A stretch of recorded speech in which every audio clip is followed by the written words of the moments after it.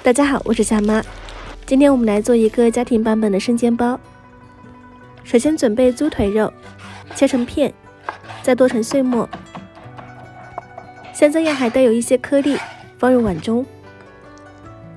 接着在里面打入一个鸡蛋，姜粉去腥，使用盐、鸡精、料酒、生抽、老抽、1勺蚝油，往一个方向搅打上劲，直到肉馅拉丝的状态，再撒入葱花，搅拌均匀后可以放到冰箱冷藏腌制。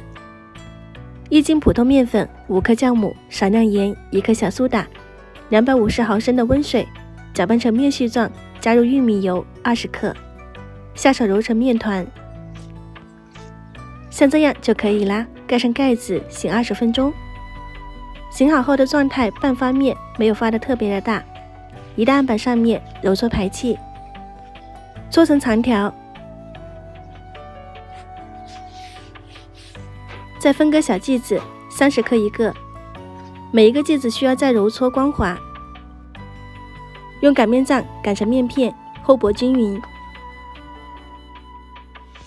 包入1勺肉馅，用勺子压紧，再像包子一样捏合，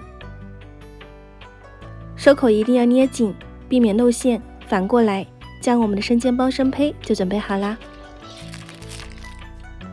电饼铛提前预热，刷上1层油，放入包子，放得紧实一些，先煎3分钟。再来准备2勺面粉，适量的清水，搅拌均匀。包子在煎的过程中已经膨大，底部酥脆，倒入之前准备好的面粉水，1/3就可以啦。加入2勺食用油，盖上盖子，焖煮20分钟。看到没有水分就可以打开盖子，撒上葱花、黑薯芝麻，再煎2到3分钟。这样我们的生煎包就出炉啦，底部金黄酥脆，松软鲜香。